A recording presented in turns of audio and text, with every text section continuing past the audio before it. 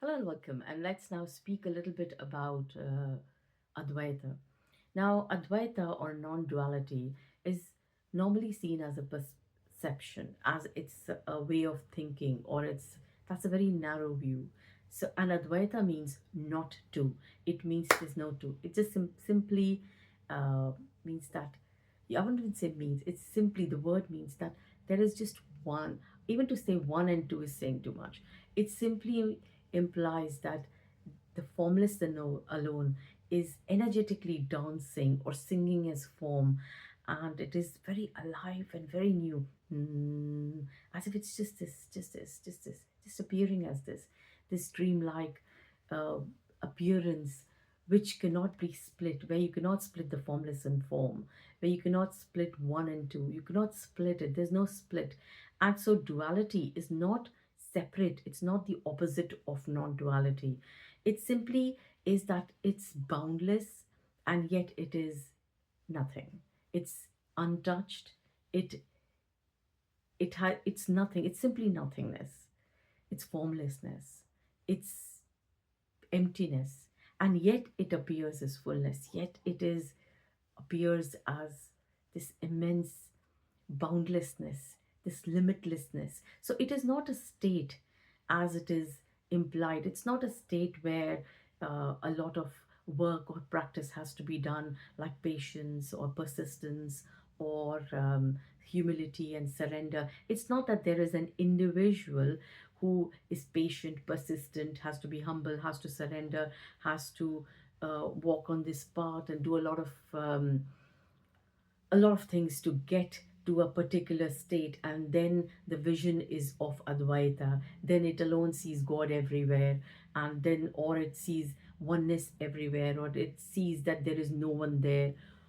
That is all stories, apparent stories, and stories are just yarns that apparently appear in this illusion. That is not non-duality. Implies non-duality cannot be spoken of. Firstly, it cannot be defined, it cannot be composed or bound into a particular thinking. It's not a narrow, any kind of perception would be a very narrow view of thinking, and it's not a narrow view of thinking. It's not something that can be bound into a definition or into a way of life or whatever. That's all duality, and duality is not separate from non-duality. So it alone is formlessness that is energetically dancing as form.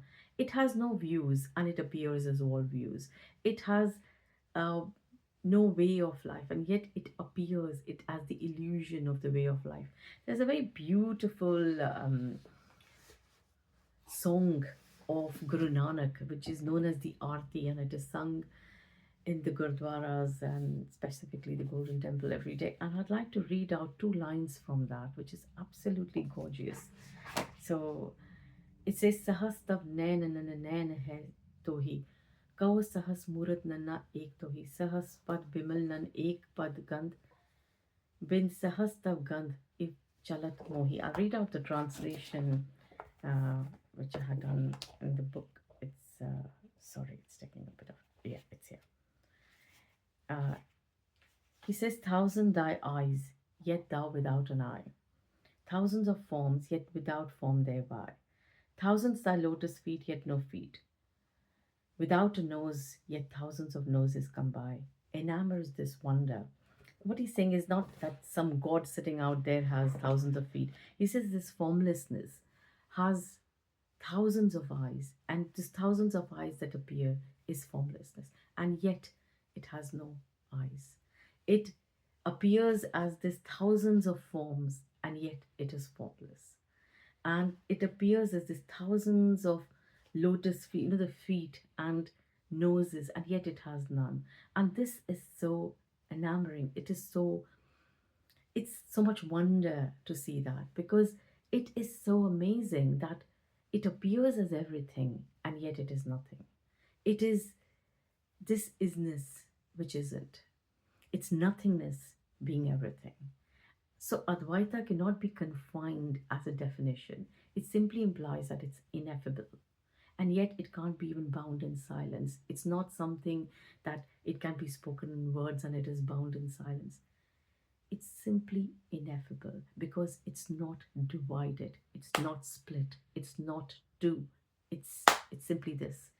It's the formlessness dancing as every form in a dreamlike appearance, implying like the sky, where everything is appearing, the sun, the moon, the stars, the clouds, and yet it is apparently untouched.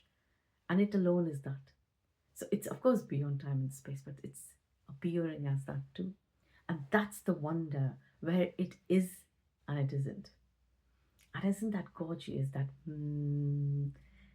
formlessness, energetically dancing as this alive form, as these hands moving, as the phone, as everything, and yet it is simply nothing, and yet everything. So how could that be defined? How could that be bound as a vision?